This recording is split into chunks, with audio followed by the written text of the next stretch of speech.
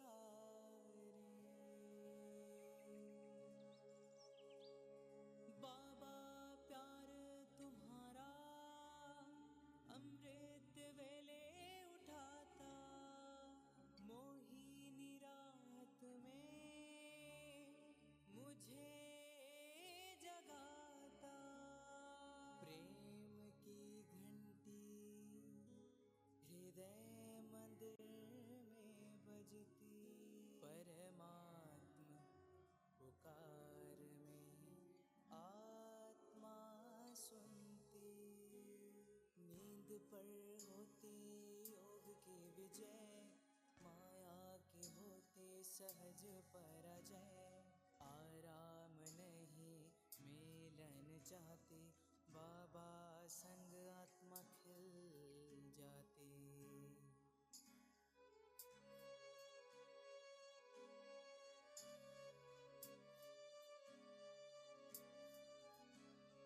अपने कहा रात को अलविदा, परवाना हुआ शमा पे फिदा। समय से पहले बाबा जगाते, नयन खुलते ही मिलन कराते। प्रेम में भीगा मन संकल्प मुस्काते, माया के बंधन स्वयं कट जाते। ठंडी गर्मी बारिश अब तप के साथी, मौसम की मार अब ना डराती। सोना अब आराम नहीं माया है, नींद अब अमृत नहीं विष का साया है। कमाई नहीं ये ऊर्जा की चोरी है, सस्ते की धुन में बजी माया की लोरी है।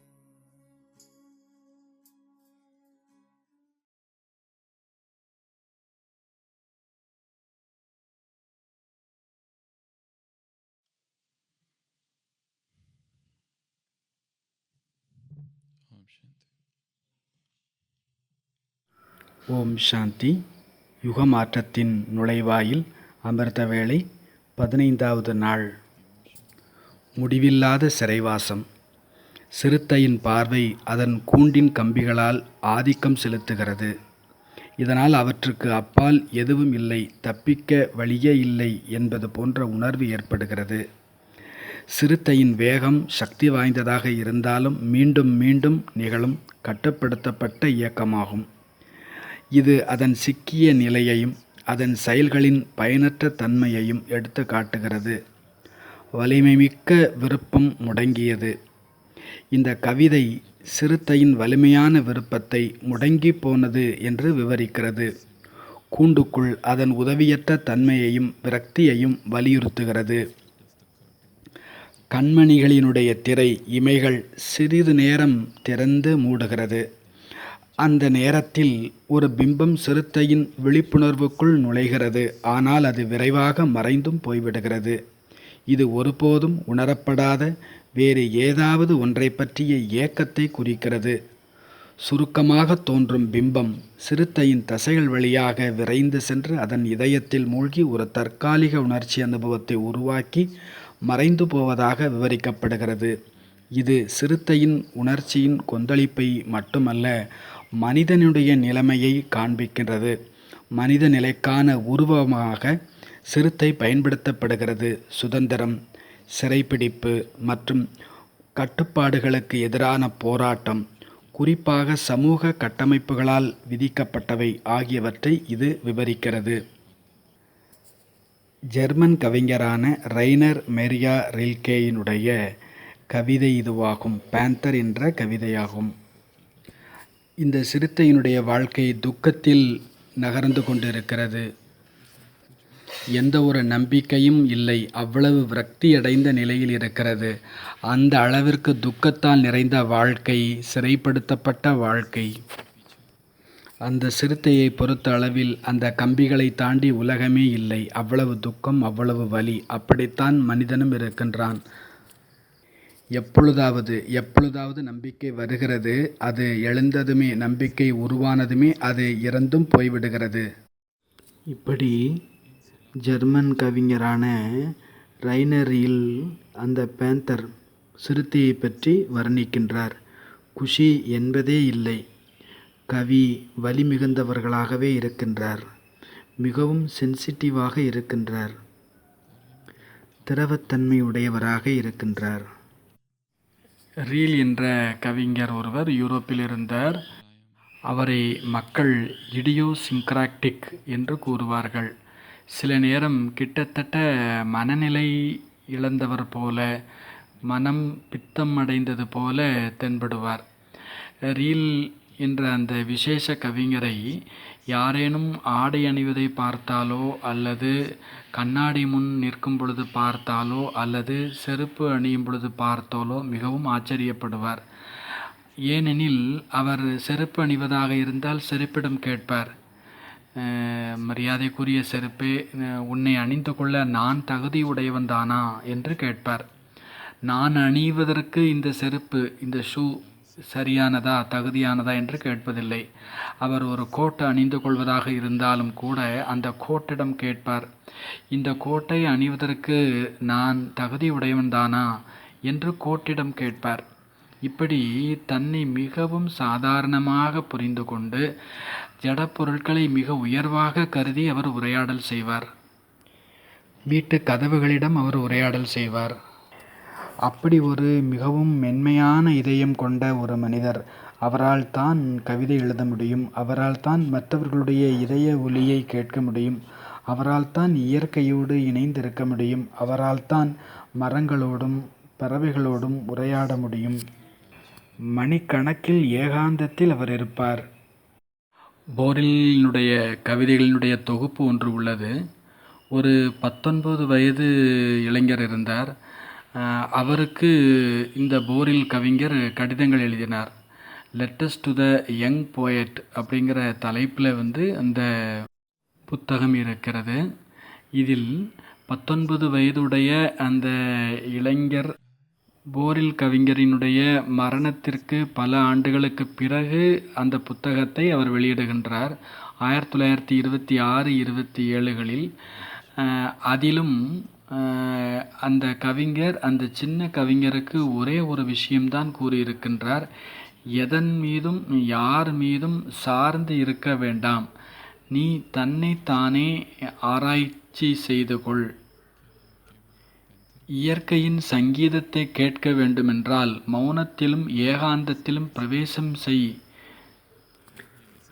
சச் அன் இடியோசிங்க்ராட்டிக் போயட் என்றே மக்கள் அவரை கூறினார்கள்.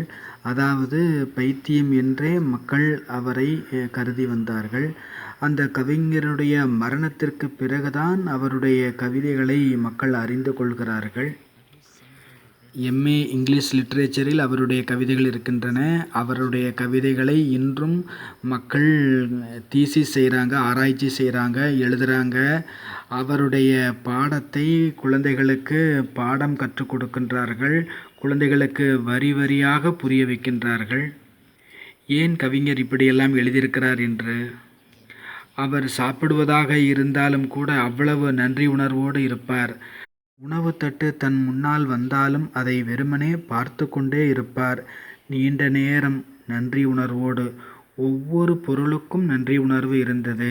அவர் அணிந்திருக்கும் கோர்ட்டுக்கு நன்றி, அணிந்திருக்கும் ஆடைகளுக்கு நன்றி, அவரது காலணிகள், அவருடைய வீட்டு கதவுகள், கண்ணாடி, எல்லாவற்றிற்குமே நன்றிக்கு உரியவராக இருந்தார். அதை தெரிவித்தார். எந்த விதமான ஆடம்பரமும் அகங்காரமும் இல்லை. உள்ளுக்குள் மௌனத்தினுடைய பிரவாகத்தில் அவர் வழிந்தோடி கொண்டிருந்தார். இன்றைய மகா வாக்கியம், பாபாவினுடைய மகா வாக்கியம் குஷி. 3 விஷயங்கள் நாம் எடுத்துக்கொள்வோம். முதலில் நாம் படித்துக்கொள்வோம் பாபா என்ன கூறியிருக்கிறார். அமிர்த வேளை நேரம் பாப்தாதா விசேஷமாக பிராமண குழந்தைகளுக்காகத்தான் வைத்திருக்கின்றார். தந்தை ஒவ்வொரு குழந்தை மீதும் அதி அன்புடையவராக சதா சிரேஷ்டத்திலும் சிரேஷ்டமான அனைத்து சிரேஷ்டத்திலும் சிரேஷ்டமானவர்களாகவே பார்க்கின்றார். ஏழையோ செல்வந்தரோ படித்தவரோ படிக்காதவரோ எல்லோரும் ஒருவர் மற்றவரை காட்டிலும் மிகவும் விசேஷமானவர்கள், மிகவும் பிரியமானவர்கள். அனைவருமே விசேஷ ஆத்மாக்கள். எந்த ஒரு விசேஷம் இருக்கிறது, எல்லோரிடத்திலும் பாபாவை புரிந்து கொண்ட அறிந்து கொண்ட விசேஷம் இருக்கிறது.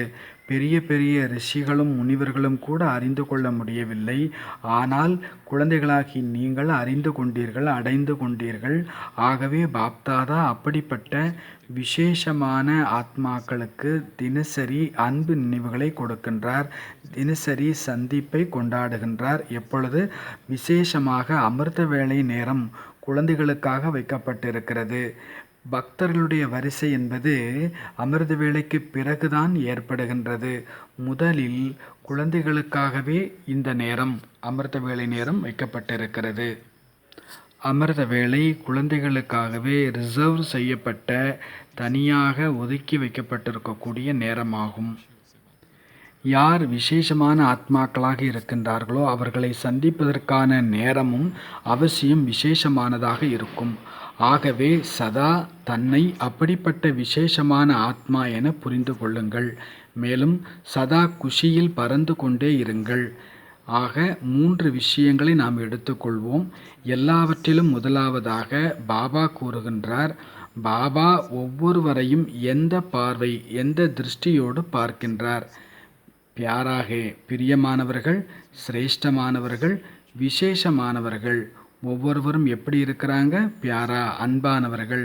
அவங்க படித்தவங்களாக இருக்கலாம், அல்லது படிக்காதவங்களாக, எழுத படிக்க தெரியாதவங்களாக இருக்கலாம், ஏழைகளாக இருக்கலாம், அல்லது செல்வந்தராக இருக்கலாம், கருப்பாக இருக்கலாம், அல்லது வெண்மையாக இருக்கலாம், பாரதவாசியாக இருக்கலாம், அல்லது பாரதத்தை சாராதவராக இருக்கலாம், அவர்கள் பெண்களாக இருக்கலாம், ஆண்களாக இருக்கலாம். யாராயினும் எப்படியாக இருந்தாலும் சரி, பகவானை பொறுத்த மட்டில் ஒவ்வொருவரும் எப்படிப்பட்டவர்கள்? பிரியமானவர்கள், சிரேஷ்டமானவர்கள். ஏனெனில் நம்முடைய சிரேஷ்டத்தா, நம்முடைய மகானத்தா, இவற்றை நம்மைவிட பாபா அறிவார். ஏனெனில் அவர் நமது அனைத்து ஜென்மங்களையும் அறிந்திருப்பவர். ஆக 3வதான விஷயம் விசேஷத்தா. ஆக இன்றிலிருந்து நாம் என்ன செய்வோம்? இன்று நாம் என்ன செய்வோம்? எப்படி பாபா நம்மை பார்க்கின்றாரோ அதே போலவே நாமும் பிறரை பார்க்க வேண்டும். விசேஷம் நிறைந்தவர்களாக பார்க்க வேண்டும். எல்லோரும் எப்படிப்பட்டவர்களாக இருக்கிறார்கள்? பகவானுக்கு பிரியமானவர்களாக இருக்கிறார்கள். இருந்தார்கள் இல்லை, இருக்கின்றார்கள். பகவான் இவர்களை அன்பு செலுத்துகின்றார். இந்த சங்கல்பம், பகவான் மூலமாக தேர்ந்தெடுக்கப்பட்ட ஆத்மாக்கள் இவர்கள். பகவானுக்கு பிரியமானவர்கள் இவர்கள். எப்படிப்பட்ட ஆத்மாக்கள்? சிரேஷ்டமானவர்கள். ஏனெனில் ரிஷி முனிவர்கள் பாபாவை அறிந்து கொள்ளவில்லை. 3வது என்னது? விசேஷம். எல்லாவற்றை விட பெரிய விசேஷம் பாபாவை புரிந்து கொள்ளுதல், பாபாவை அடைதல். ஆக 3 விஷயங்கள். பாபா நமக்கு என்ன கொடுக்கின்றார்? அன்பு, நினைவுகள், சந்திப்பு. 3வது நேரம் கொடுக்கின்றார், டைம் கொடுக்கின்றார். எந்த ஒரு மனிதரும் நேரம் கொடுப்பார் என்றால் அது ரொம்ப பெரிய விஷயம். ஒரு விஐபி நமக்கு நேரம் கொடுக்குறாங்கன்னா அது எவ்வளோ பெரிய விஷயமா இருக்கும். ஏன்னா அவருடைய ஒவ்வொரு நொடியுமே முதலிலேயே ஃபிக்ஸ் செய்யப்பட்டு விடும். அதில் அவர் நமக்கு கொஞ்சம் நேரம் கொடுத்தாலும் கூட, அதுவும் அவருடைய பிஸியான ஷெட்யூலில் நேரம் கொடுத்தாலும் கூட, அது எவ்வளவு பெரிய பாக்கியம். ஆக பகவான் இந்த 3 விஷயங்களை நமக்காக செய்கின்றார். முதலில் அன்பு, நினைவு. 2வது சந்திப்பு. 3வது நேரம் தருவது. ஆக எப்பொழுது நேரம் தருகிறார் நமக்கு? அமிர்த வேளையில். 3வது விஷயம், ஒவ்வொருவருமே யார்? விசேஷமானவர்கள். ஆகவே என்ன செய்ய வேண்டும்? குஷியாக இருக்க வேண்டும், குஷியில் பறக்க வேண்டும். கவிதையில் கூட அந்த சிறுத்தை பற்றிய வர்ணனை இருந்தது. அந்த சிறுத்தை துக்கமாக இருந்தது. ஏன் துக்கமாக இருந்தது? அதற்கு எல்லாமே கொடுக்கப்பட்டது. அது வேலை செய்ய வேண்டிய அவசியம் இல்லை. உணவு நேரத்திற்கு கிடைத்து விடுகின்றது. எல்லா விதமான சுகங்களும் வசதிகளும் கவனமாக கவனிக்கப்பட்டது. மழை, புயல் என எல்லாவற்றிலும் பாதுகாப்பாகவே இருக்கிறது. அதற்கு நியாயமாக எந்த ஒரு துக்கமும் இருக்கவே கூடாது. சரீரத்தினுடைய பிரச்சனையையும் பார்த்து கொள்வதற்கு அங்கு மருத்துவர்கள் இருப்பார்கள். இருந்தபோதும் அந்த சிறுத்தைக்கு ஏன் துக்கம் ஏற்பட்டது? ஏனெனில் அது வசித்த இடம், இருந்த இடம் அதனுடைய இடம் கிடையாது. கம்பிகளுக்கு பின்னால் கூண்டுக்குள் சிறையடைக்கப்பட்டிருக்கிறது. அதே போலதான் பறவைகளும் கூட கூண்டில் அடைக்கப்பட்டிருக்கும். அது மகிழ்ச்சியாக இருக்காது. உணவு கிடைத்தாலும் அது துக்கமாகத்தான் இருக்கும். மனிதனும் அப்படித்தான். அவனுடைய விருப்பம் ஒன்றாக இருக்கும், ஆனால் அவனுக்கு கிடைத்து கொண்டிருப்பதோ வேறு ஒன்றாக கிடைக்கும். அதுவும் அதிகப்படியாக கவனிப்பது கூட அவனுக்கு மகிழ்ச்சி தருவதில்லை. Over caring nature. ஒரு மனைவி தன்னுடைய கணவனை அதிகம் அக்கறை காட்டும் பொழுதும் கூட அது கணவனுக்கு கஷ்டமாக இருக்கும். மனைவி அதிகம் கவனம் கொடுப்பார். அந்த over caring, over pampering nature, இதன் காரணமாகவே அந்த மனிதன் துக்கமாக இருப்பான். ஏனெனில் அவனை எதுவுமே செய்யவே விடமாட்டார்கள். அவனிடத்தில் எல்லையில்லாத திறமைகள் இருக்கும், கெப்பாசிட்டி இருக்கும். ஒவ்வொரு மனிதனுமே விரும்புவது முக்தியைத்தான். ஒருவேளை நாம் நமது அன்பால் யாரையாவது கட்டுப்பட வைக்கின்றோம் என்றாலும் அதற்கு பெயர் என்ன? ஒவ்வொரு மனிதனும் விரும்புவது என்ன? முக்தி, சுதந்திரத்தா. சுதந்திர மூச்சை விடுவதற்கே விரும்புகின்றார். தனிமையில் இருக்க விரும்புகின்றார். இரவும் பகலும் அவர்களுக்கு பின்னாலேயே சென்று கொண்டிருந்தால் அவர்கள் துக்கமாகி விடுவார்கள். ஆக பாபா என்ன கூறுகிறார்? குஷி. இந்த குஷியினுடைய விஷயத்தில் சில விஷயங்களை நாம் பார்க்கலாம். முதலில் குஷி என்பது ஆழ்ந்ததாக, உள்ளார்ந்ததாக இருக்க வேண்டும். குஷி என்பது வெளியே இருந்து வருகிறது. வாஸ்தவத்தில் குஷி என்பது வெளியே கிடையாது. இரண்டாவது, குஷி என்பது ஹையர் கான்சியஸில் வர வேண்டும். உயர்ந்த உள்ளுணர்வில் இருந்து வர வேண்டும். தாழ்ந்த உணர்விலிருந்து வரக்கூடாது. அது சதா நிலைக்காது. குஷி சதா காலமும் இருக்க வேண்டும், அவ்வப்பொழுது இருக்கக்கூடாது. மேலும் ஒரு குஷி என்பது சரீரத்தால் வருவது, இன்னொரு குஷி ஆத்மாவினால் ஏற்படுவது. சரீரத்தின் குஷியானது எவ்வளவு காலம் தொடரும்? டெம்பரரி, தற்காலிகம். நல்லா சாப்பிட்றோம், எவ்வளோ நேரம் குஷி இருக்கும்? கொஞ்ச நேரத்திற்கு தான். சரீரத்தினுடைய குஷி மற்றும் ஆத்மாவினுடைய குஷி, இதற்கு மத்தியில் எவ்வளோ வித்தியாசம் இருக்கிறது? உள்ளுக்குள் இருக்கும் குஷி, வெளியே இருக்கும் குஷி, மேலே இருந்து வரும் குஷி, கீழே இருந்து வரும் குஷி. குஷிக்கான அர்த்தம் என்ன? மிக முக்கியம். அதனுடைய மூலாதாரம் எது? எந்த விஷயங்கள் நமக்கு குஷி தருகிறது? குஷி என்பது சார்பு தன்மையுடையதாக இருக்கக்கூடாது. எப்படி இருக்கணும்? நிராதார். வெளியே இருக்கக்கூடிய மனிதன், வெளியில் இருக்கக்கூடிய பொருள், வெளியே இருக்கக்கூடிய சூழ்நிலை, எல்லாவற்றிலிருந்தும் இண்டிபெண்ட், விடுபட்டவராக இருக்கணும். ஏனெனில் குஷி என்பது ஆத்மாவினுடைய மூல ஸ்வபாவம், சொரூபம், சமஸ்காரம், குணமாகும். எப்படி இருக்கணும்? நிராதார், சாராதவராக இருக்கணும். எப்படி இருக்கணும்? சுயநலமற்றவராக இருக்கணும். தன்னுடைய குஷியை சோதனை பண்ணுங்க. என்னுடைய குஷியானது எந்த மனிதனையும் ஆதாரமாக வைத்து கொள்ளவில்லை தானே, எந்த ஒரு பருவகாலத்தையும் சார்ந்திருக்கவில்லை தானே, இயற்கையை சார்ந்திருக்கவில்லை தானே, பொருளை சார்ந்திருக்கவில்லை தானே. சண்டே அவ்வியக்தவாணியில் சொல்கிறார் பாபா, சாதனம் மற்றும் சாதனா. நீங்கள் சாதனங்கள் மீது ஆதாரமாக இருக்கிறீர்கள் என்றால் சாதனா தொலைந்து போய்விடும். பிறகு சாதனா இல்லாமல் சாதனங்களும் கூட விஷமாகி விடுகிறது. ஆக குஷியினுடைய ஆதாரம் இந்த உலகத்தின் எந்த மனிதனும் கிடையாது. ஒருவேளை இருக்கிறார் என்றால் அந்த மனிதன் விலகியதுமே, அந்த மனிதன் சென்று விட்டதுமே துக்கம் என்பது உருவாகிவிடும். அதிகப்படியாக மனிதன் இந்த உலகத்து மனிதர்களால் தான் துக்கமுடையவர்களாக ஆகுகிறார்கள். நீதான் எனக்கு எல்லாம், நீயே இல்லை என்றால் எனக்கு என்னவாகும்? எல்லாம் போய்விடும். ஆக மூல ஆதாரம் குஷி, அதில் தான் ஃபால்ட்டே இருக்கிறது. இரண்டாவது பொருள். நம்முடைய குஷியானது மிக உயர்ந்த லட்சியமாகும். வாழ்க்கையினுடைய உயர்ந்த லட்சியம். சேவை வாழ்க்கையினுடைய லட்சியம் இல்லை. சேவை எதுக்காக பண்ணுறோம்? குஷிக்காக சேவா பண்ணுறோமா? சேவா கிடைக்கிறதுனால குஷி கிடைக்குது, அப்படியா? அப்படின்னா வாழ்க்கை ஃபுல்லாக துக்கத்தை தான் நீங்கள் அனுபவிக்க வேண்டியிருக்கும். அதற்கான அர்த்தம் என்னவாயிடுது? உள்ளுக்குள்ளே துக்கம் இருக்குது, சேவா பண்ணால் குஷி கிடைக்கும் நம்ம நினைக்கிறோம். இப்போ சேவைங்கிறது என்னவாயிடுது? அது ஒரு தூண்டுகோலாக ட்ரிகர் ஆகிடுது. அது சரிதான். ஆனாலும் லட்சியம் என்ன? சேவா செஞ்சால் குஷி கிடைக்கும், இல்லைன்னா துக்கமாயிடும். இது தலைகீழான சத்தியம். குஷியாக இருக்கிறோம், அதனால் சேவா பண்ணுறோம். சேவை என்பது குஷியினுடைய விஸ்தாரம். உள்ளுக்குள் அவ்வளவு ஆற்றல் இருக்கிறது. அந்த ஆற்றலினுடைய விஸ்தாரம், ஆற்றலினுடைய சிருஷ்டியானது உள்ளே படைக்கப்பட்டிருக்கிறது. அந்த ஆற்றலினுடைய சிருஷ்டியினுடைய விஸ்தாரம் சேவை. குஷி நம்முடைய அறிமுகமாக இருக்க வேண்டும், நம்முடைய அடையாளமாக குஷி இருக்க வேண்டும். உலகம் நம்மை எப்படி அடையாளம் காண வேண்டும்?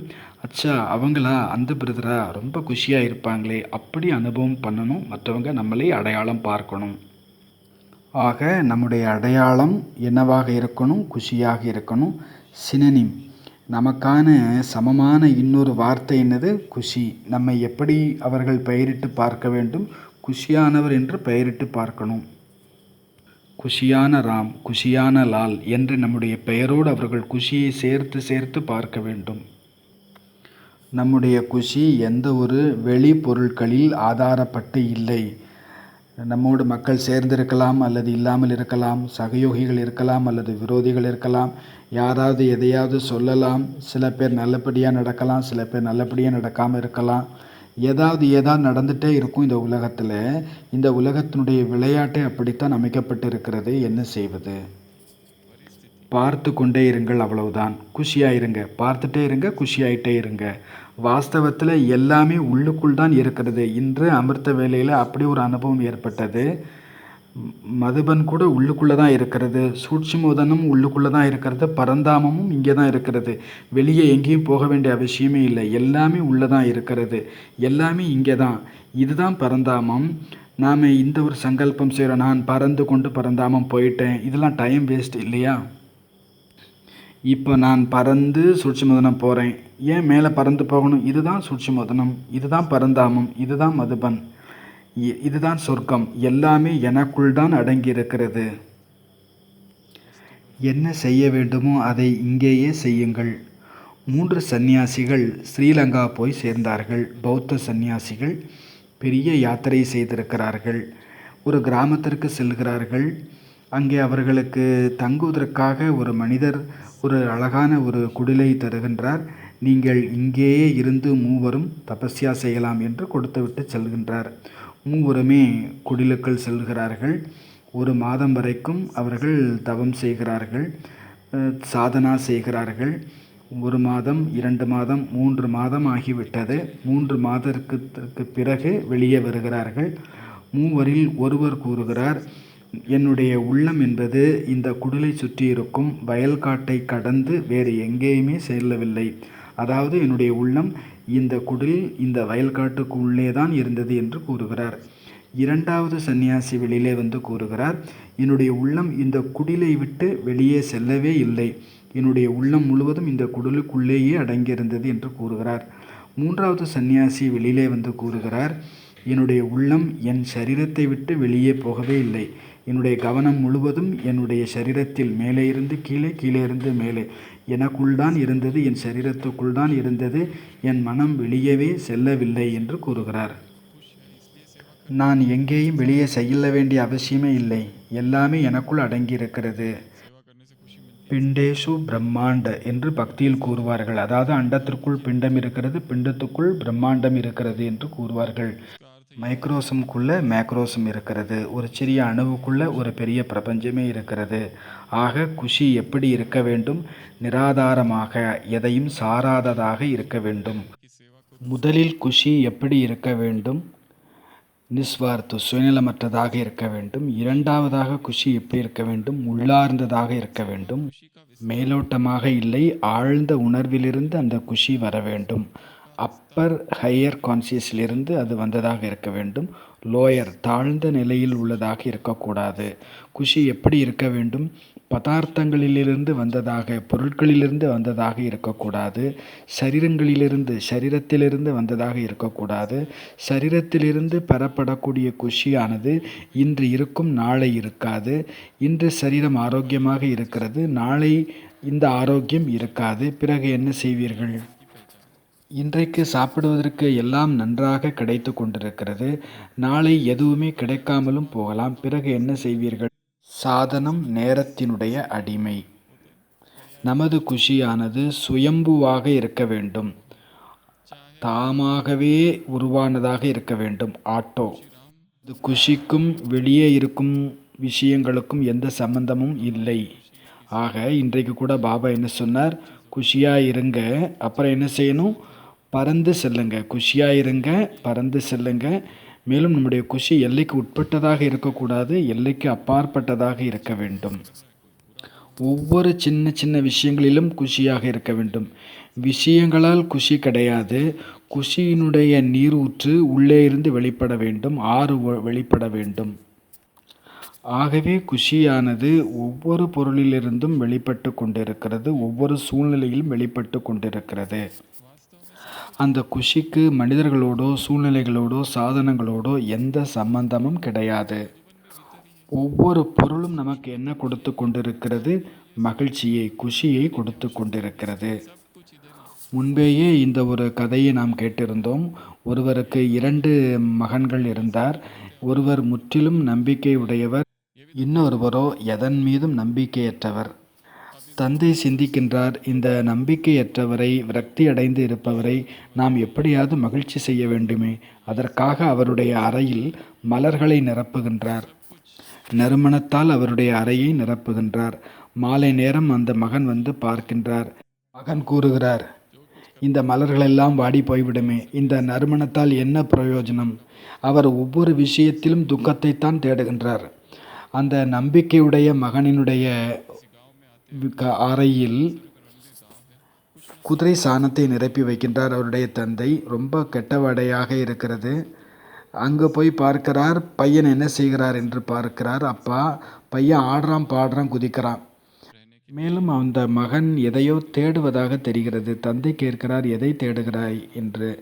இங்கு குதிரை சாணம் இருக்கிறது என்றால் அவசியம் இங்கு அக்கம் பக்கத்தில் குதிரை இருக்கிறது, அந்த குதிரையை நான் தேடிக் கொண்டிருக்கிறேன் என்று கூறுகிறார். அவர் ஒவ்வொரு விஷயத்திலும் ஏதோ ஒரு நம்பிக்கை கொண்டவராக, மகிழ்ச்சி அடைபவராக இருக்கிறார் ஒரு மகன். இன்னொரு மகனோ எவ்வளவு நல்ல சூழ்நிலையிலும் குற்றம் காண்பவராக, குறை சொல்பவராக, வருத்தப்படுபவராக தெரிகிறார். நம்பிக்கையற்றவர். நம்பிக்கை உடையவருக்கு தெரிகிறது ஒவ்வொரு சூழ்நிலையிலும் அது எவ்வளவு துக்கம் நிறைந்ததாக இருந்த போதும் கூட அதிலும் ஏதோ ஒரு மகிழ்ச்சி என்பது மறைந்திருக்கிறது. அந்த ரகசியத்தை, அந்த மகிழ்ச்சியை அவர் தேடி கண்டெடுத்தும் விடுகிறார். அது எவ்வளவு பெரிய துக்கம் அல்லது ஏமாற்றம் தரும் விஷயமாக இருந்தாலும் அதிலும் ஒரு மகிழ்ச்சிக்கான ரகசியம் கட்டாயம் அடங்கி இருக்கும். எங்கேயோ அந்த குஷியை தேடி கண்டெடுத்து விடுவார்கள் நம்பிக்கை உடையவர்கள்.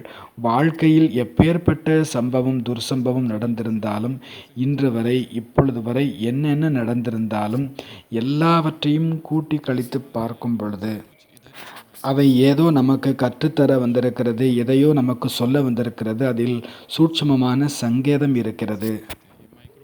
நாம் ரொம்ப பறந்து கொண்டிருக்கலாம், அது நினைவுபடுத்த வந்திருக்கும், இதுதான் தரை, தரையில் வந்து இறங்கு என்று சொல்லலாம். நாம் முன்னேறி கொண்டே இருப்போம். கடந்த காலத்தில் எது நடக்க வேண்டி இருந்ததோ அது நடந்து விட்டது. சைனாவை சேர்ந்த ஒரு சந்நியாசி, ஹை ஹுயி என்ற சந்நியாசி, அவர் தன்னுடைய குருவை வந்து சேர்ந்தார். குரு கேட்டார், நீ எங்கிருந்து வந்திருக்கிறாய்? ஹை ஹுயி சொல்லுகின்றார், நான் பேக்கிங்கிலிருந்து வந்திருக்கிறேன். பீஜிங் அதற்கான பழைய பெயர்தான் பேக்கிங். நல்லது, பேக்கிங்கிலிருந்து வந்திருக்கிறாயா? அங்கு அரிசி என்ன விலையாக இருக்கிறது என்று குரு கேட்கின்றார். அப்போது அந்த ஹை ஹுயி, அந்த சன்னியாசி, இளம் சன்னியாசி கூறுகிறார், எனக்கும் அந்த அரிசி விலைக்கும் எந்த சம்பந்தம் இருக்கிறது? அதோடு எனக்கு எந்த கொடுக்கல் வாங்கலும் இல்லை. எப்பொழுது பேக்கிங்கை விட்டுவிட்டு வந்தேனோ, அதாவது அந்த பழைய நகரத்தை விட்டுவிட்டு வந்தேனோ, அதோடு கூடவே நான் அங்கு இருக்கும் விஷயங்களையும் விட்டுவிட்டு வந்துவிட்டேன், அரிசியையும் விட்டுவிட்டே வந்துவிட்டேன். எனக்கு அதோடு எந்த ஒரு கொடுக்கல் வாங்கலும் இல்லை, அதோடு எந்த ஒரு சம்பந்தமும் இல்லை. எனக்கு பேக்கிங்கோடும் சம்பந்தம் இல்லை, எனக்கு அரிசியோடும் சம்பந்தம் இல்லை என்று இந்த இளம் சன்னியாசி கூற, மூத்த குரு கூறுகிறார், நீதான் சரியான ஆளப்பா, எனக்கு என்னுடைய சிஷ்யன் ஆகுவதற்கு நீதான் உண்மையில் தகுதியுடையவர் என்று கூறுகிறார். ஏனெனில் இதுவரை யார் வந்தாலும் வந்தவர்களிடம் அங்கு என்ன விலை என்று எதை கேட்டாலும் உடனடியாக அதை பற்றி கூற ஆரம்பித்து ஆரம்பித்து விடுவார்கள். நாம் எந்த இடத்தை விட்டு வந்து விட்டோமோ அந்த இடத்தை விட்டு வந்து விட்டோம், அதை விட்டு விட்டோம். பிறகு அதை பற்றிய சிந்தனை, அதை பற்றிய வர்ணனை என்ன இருக்கிறது? அங்கோ நமக்கு எந்த ஒரு கொடுக்கல் வாங்கலும் கிடையாது. எந்த இடத்தில் இருந்தோமோ அந்த இடம் நன்றாக இருந்தது, அவ்வளவுதான், ஃபுல் ஸ்டாப். அதற்கு மேலே எந்த ஒரு வர்ணனைக்கும் அங்கு அவசியமே கிடையாது. நாம் தான் அந்த இடத்தை விட்டு விட்டு வந்து விட்டோமே. நாம் இங்கு வந்துவிட்டோம் என்றால் பிறகு அங்கு உள்ள விஷயத்தை பற்றி வர்ணனை செய்வதற்கு ஒன்றுமே கிடையாது. சிலர் இப்படி கூட கூறுவார்கள், எங்கள் ஊர் பராட்டா ரொம்ப டேஸ்ட்டாக இருக்கும். வந்திருக்கிறது மதுபனில், பிறகு எங்கள் ஊர் பரோட்டா அப்படி, எங்கள் ஊர் தோசை இப்படி. இதுக்கான விஷயமே இல்லை. எப்போ உங்கள் ஊரை விட்டுட்டு வந்தாச்சோ அந்த விஷயங்களையும் விட்டு விடுங்கள். இப்போ நீங்கள் வந்திருக்கிறது மதுபனில், பிராமணன் ஆகியாச்சு. திரும்பவும் பழைய விஷயங்கள் எல்லாம் ஏன் நினைவில் இருக்கணும்? மோமோஸ் அப்படின்ற ஒரு பலகாரம் உண்டு நேபாளில். அது ரொம்ப ஸ்பெஷல், விசேஷமானது. ஒரு முறை நேபாளுக்கு பெயர்ந்திருக்கும் பொழுது ஒரு சகோதரர் இப்படி ஒரு செய்தி சொன்னார். இன்றைக்கு மாலை பொழுதில் மோமோஸ் செய்ய போகிறாங்க அப்படின்னு கேள்விப்பட்டதுமே அமிர்த வேளையிலிருந்து அதற்கான யோகா பாபாவோடு முற்றிலுமாக இணைக்கப்பட்டிருக்கும். முழு நாளுமே மோமோஸ் பற்றிய சிந்தனை தான் இருந்து கொண்டிருக்கும். எப்படி ஒரு ராஜா வராருன்னா மற்ற எல்லாருமே அவங்களுக்கு வழி விட்டுடுவாங்களோ அதே போலத்தான் நாம் முழு நாளில் என்ன சாப்பிட்ருந்தாலும் சரி, மோமோஸ் வரப்போகுது அப்படின்னா அதற்கான இடத்தை வயிறு தயார் செய்து விடுகிறது. முற்றிலுமாக பசி ஏற்பட ஆரம்பித்து விடுகிறது. எல்லா உணவுகளும், சாப்பிட்டு வைத்திருந்த எல்லா உணவுகளும் விலகி பசியை உருவாக்கி மோமோஸுக்காக ஒரு இடத்தை உருவாக்கி விடுகிறது. அப்படி ஒரு அனுபவம். இதை கூறினார் அந்த சகோதரர். இப்படி நாம் எந்த ஒரு பொருளை சார்ந்து மகிழ்ச்சியை உருவாக்கினாலும் பிறகு அது துக்கமாகத்தான் போய் சேரும். ஆகவே குஷி எப்படி இருக்க வேண்டும்? நிராதார், எதையும் சாராததாக இருக்க வேண்டும். குஷி சுயம்புவாக இருக்க வேண்டும். குஷி உள்ளிருந்து வெளிப்படுவதாக, உள்ளார்ந்ததாக, ஆழமானதாக இருக்க வேண்டும். குஷி என்பது சுயநலமற்றதாக இருக்க வேண்டும். அவ்வப்பொழுதான குஷியாக இருக்கக்கூடாது, சதா காலத்து குஷியாக இருக்க வேண்டும். காலை பொழுது குஷி இருந்தது, மதிய நேரத்தில் போய்விட்டது. பிறகு மாலை நேரத்தில் ஏதோ ஒரு காரணத்திற்காக மீண்டும் குஷி வந்தது. இரவு நேரத்தில் மீண்டும் குஷி போய்விட்டது. அமிர்த வேளை எழுந்ததும் மீண்டும் குஷி விழித்து கொண்டது என்றெல்லாம் இருக்கக்கூடாது. இந்த மாதிரி மாறி மாறி வந்து போவதற்கு காரணம் என்ன? நம்முடைய குஷிக்கான ரிமோட் பட்டன் வேறு யார் கையிலேயோ இருக்கிறது, வேறு யாருடைய பேக்கெட்லேயோ இருக்கிறது. அங்கு ஏதாவது நடந்தால் நமக்கு இங்கு ஏதாவது நடக்கின்றது. அவர்கள் பாராட்டினார்கள் என்றால் குஷியோ குஷியாகி விடுகிறது. யாரேனும் அங்கிருந்து நிந்தனை செய்தால் உள்ளம் துக்கமுடையதாகி விடுகிறது. யாராவது கமெண்ட் பண்ணிட்டாங்க, விமர்சனம் பண்ணிட்டாங்க அப்படின்னா உடனே துக்கமாகிடுது. ஒருவர் யாரேனும் மகிமை பாடிட்டாங்க அப்படின்னா ரொம்ப குஷியாகிடுது. இப்படிப்பட்ட குஷி இருக்கக்கூடாது. நல்லது. இன்றைக்கான கவிதை என்னது? நான் முக்தி மௌனம். எப்படிப்பட்ட மௌனம்? முக்தி மௌனம், விடுபட்ட மௌனம். அடுத்து யார் யாருக்கு என்னென்ன தலைப்பில் கிடைச்சிருக்கிறது? நிக்லேஷ் பாய் உங்களுக்கு வைராகிய ரசனை. அடுத்தது அகில் பாய் அவங்களுக்கு அந்தர் தப் உள்ளார்ந்த தபம். அதற்கு பிறகு தேவேந்திர பாய் ஒவ்வொரு பிடியையும் விட்டு விடுதல். அடுத்தது ஸ்மிருதி பாய் அவர்களுக்கான தலைப்பு பரம பதவி. அவ்வளவுதான். கவிதைகள் ரொம்ப நீண்டதாக இருக்க வேண்டாம், 14 லைன் இருந்தால் போதும். அதை சோனட்ஸ் அப்படின்னு சொல்கிறோம். வாக்கியங்கள் கூட நீளமாக இருக்க வேண்டாம், சின்ன சின்னதாக இருக்கட்டும். எவ்வளவு சின்னதாக இருக்குமோ அவ்வளவு அழகானதாக இருக்கும். அதில் ரைம் ரிதம்லாம் இருக்கணுன்ற அவசியம் இல்லை, இருந்தால் நல்லது தான். ஒரு ஃப்ரீ ஸ்டைல், முற்றிலும் உள் உணர்விலிருந்து வெளிப்பட்டிருந்தாலும் சரிதான். அதில் இலக்கணம் பார்க்கணுன்ற அவசியமும் கூட கிடையாது. ஆனால் உங்களால் அதை சேர்த்து ரொம்ப அலங்காரத்தோடு சொல்கிறதா இருந்தால் நல்லா ப்ராப்பர் ஆர்டர் இருக்கணும், ரைம் இருக்கணும். ஏஏ இல்லைன்னா ஏபி ஏதாவது ரைம் இருக்கணும். இல்லை ஏபிபி இந்த மாதிரி டைப்பில் இருக்கணும். ஏஏ அப்படின்னா முதல் லைனுடைய முடிவு கண்டேன் அப்படின்னா, ரெண்டாவது லைனில் பார்த்தேன் அப்படின்னு இருக்கலாம், மூணாவது லைன் அடைந்தேன் இருக்கலாம், இப்படி இருக்கலாம். அடுத்தது பிபி அப்படின்னா பகவான் வரதான். 2 வார்த்தையுமே சேர்ந்தாப்பில் வர்றது, இணைந்தாப்பிலே வரும். சில இதில் முதல் லைனும் மூணாவது லைனுடைய முடிவும் கூட ஒன்று போல் இருக்கும். அடுத்து 2வது வரியினுடைய முடிவும் 4வது வரியினுடைய முடிவும் ஒரே மாதிரி கூட இருக்கும். இன்னும் சில இதில் வந்து 3 வரிகளினுடைய கடைசி வார்த்தை ஒன்று போல் இருக்கும். 4வது கடைசி வரியினுடைய கடைசி வார்த்தை வேறு மாதிரி கூட அமைந்திருக்கும். சில இதில் 4 வரிகளினுடைய கடைசி வார்த்தைகளுமே ஒரே மாதிரியாகவே அமைந்திருக்கும். எழுதக்கூடிய வரிகளில் இருக்கக்கூடிய வார்த்தைகள் கொஞ்சம் ரிதமிக்காக இருக்கிறது இன்னும் நல்லாயிருக்கும். அதாவது ஒரு மீட்டரோட ஒரு சரியான அளவோட பொருந்தி இருக்கிறது கூட சரியாக இருக்கும். சந்தேஷ் அப்படிங்கிறதும் அப்புறம் ஆதேஷ் அப்படிங்கிறது இப்போ ஒரே மீட்டரில் இருக்கிற மாதிரி கூட இருக்கலாம். அது கூட கேட்குறதுக்கு அழகாக இருக்கும், வாசிக்கிறதுக்கு அழகாக இருக்கும்.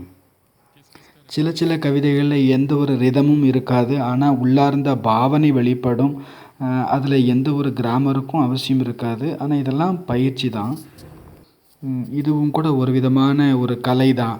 ஒரு கோலம் போடுறதா இருந்தால் அது கரெக்டாக போட்டோம்னா பார்க்க அழகாக இருக்குது இல்லையா? அதுபோல் கவிதையும் கூட நம்ம ட்ரை பண்ணலாம். நல்லது. அடுத்தது நம்ம கவிதை பார்க்கலாம்.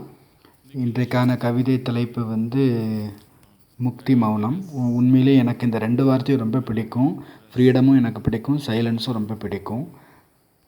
சுவாசமும் கூட உன்னுடைய பாடலாகவே ஆகிவிட்டது. நான் மற்றும் எனது என்பது எதுவுமே இல்லாது போய்விட்டது. எதுவெல்லாம் எனதாக இருந்ததோ அதுவெல்லாம் உனதாகிவிட்டது. எதுவெல்லாம் எனதாகி இருந்ததோ அதுவெல்லாம் உனதாகிவிட்டது.